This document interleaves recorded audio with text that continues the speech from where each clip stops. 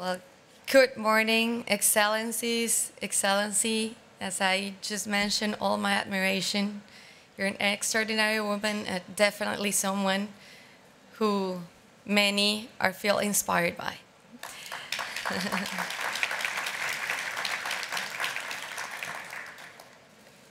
Special greetings for the whole audience. And it is truly a privilege, but overall an honor for me to be here as First Lady of Colombia, to have the opportunity to join you at this session of the World Government Summit, and to share some thoughts about SDGs and the work I've done being First Lady of Colombia. I think there is no doubt about SDGs in action being definitely an urgent call for us to move forward from discourse to effective implementation in order to fulfill the 2030 agenda. Colombia has had the opportunity not only to be an important part of the design of the SDGs, but also to be conscious of implementing actions that really apply towards the achievement of the SDGs. And it was one of the reasons why in 2019, President Duque issued our National Development Plan as the first national development plan that was fully aligned with the 17 SDGs. This, just to have in mind, a purpose of long-lasting achievements. It was not a matter of a government achievement, it was a commitment of a whole state to fulfill the 2030 agenda.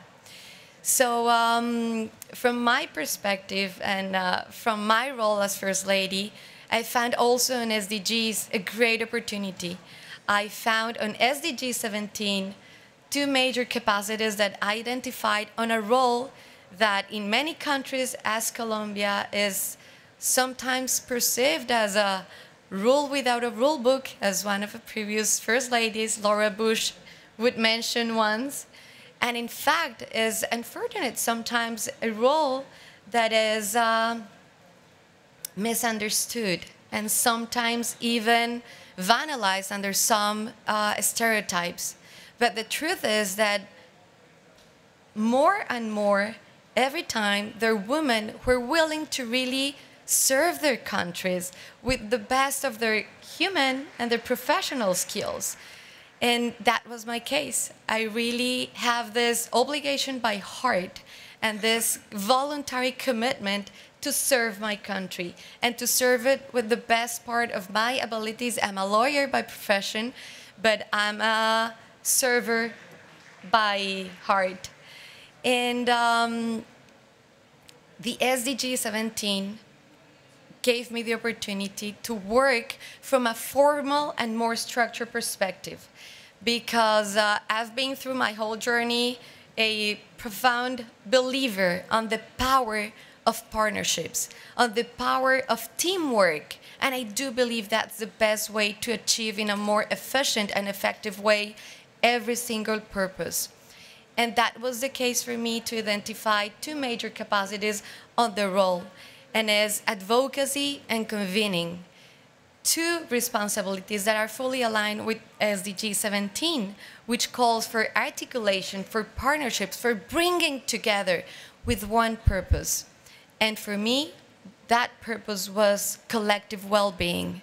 Well-being that will impact primarily something that I define as the curse of life, which we divided in three different stages: early childhood, adolescence, and then the youth. Colombia has quite an important history of assertive interventions in terms of early childhood, more than 16 years working hard in terms of normativity, programs, and even technical support to strengthen all the capacity of the state, the private sector, and even civil society to offer a comprehensive approach towards early childhood. But then when I assumed office, I noticed that there was something that was missing. because we already have quite of a structural law on youth. In Colombia, youth is conceived from 14 up to 28 years old. But there was a gap, a huge gap, and it was a gap between 6 years old, which is the age until we conceive early childhood, and then 14 years old when the youth start. And something that caught my attention was the mystery of what was going on through those years, and is that since we were doing such an incredible work, working with the youngest, there was a moment where we were just stepping apart. And that was a very important moment in life, because at 6 years old, you're not independent, you're not productive. You still need a lot of guidance and support. So the first thing that we did was to elevate and to make broader the spectrum of intervention from the government.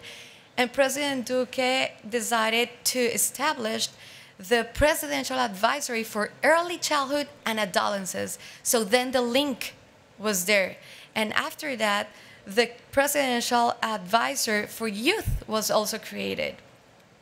So that gave us the opportunity to see what I very informally call the curse of life, between 0 and 28 years old, with the possibility to work from a collaborative, positive, and comprehensive perspective, trying to engage not only the state, not only the government, but private sector, international organizations, civil society, academia, into this broader conception of how we can provide support and collaborate in the curse of life.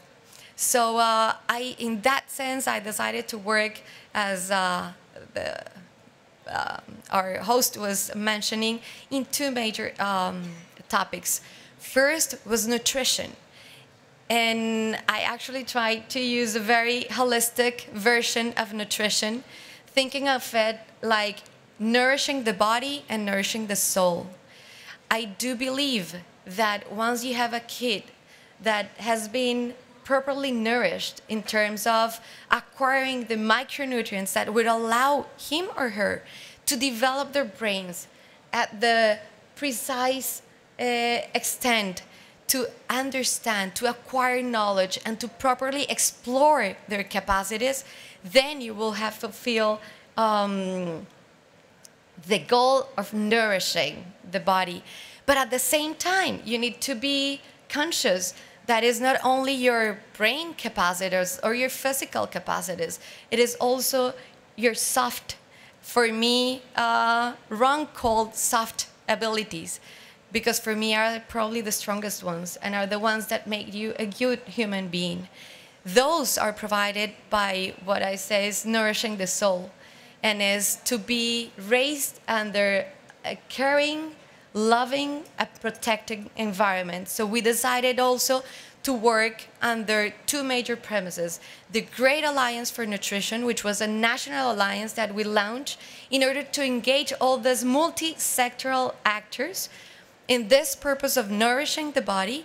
And then we also established and we launched the National Alliance on Violence Against Children, with zero tolerance on any kind of violence, use, utilization, sexual abuse against children and youth. That for me was the perfect soil in order to seed our humanity.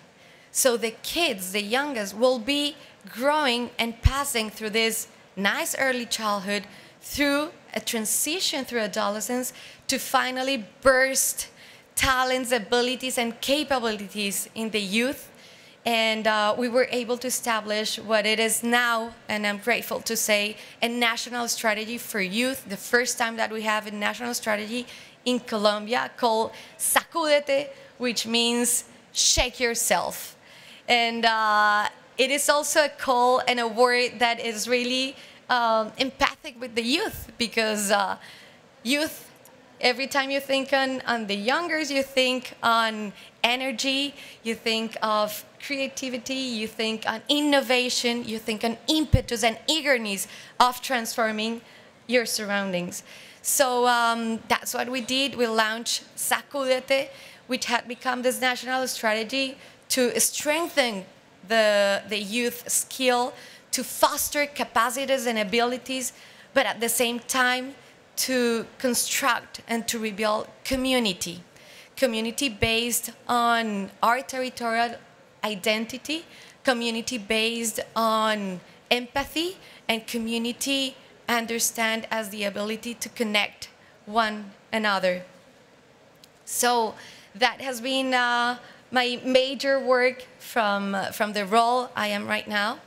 And I do consider it really important to make a statement about nutrition, because nutrition is definitely a fundamental right. But nutrition and food security is also a direct line towards productivity, a straight line towards sustainable development. Nutrition is definitely vital in terms of comprehensive development for children, and from there, comprehensive development for youth and adults. So I would like probably just to leave you with a call to action, and is to think and to understand clearly what is it that each of us wants to leave as a positive imprint in our societies, regardless of our role, just as individuals being part of a collective. Because I do believe that the world now, more than in any other time of history, is really expecting us to fulfill and to achieve real sustainable development. And because I truly believe that this is also a time where the world is expecting us to express the most valuable part of our essence, which is our humanity. Thank you so much.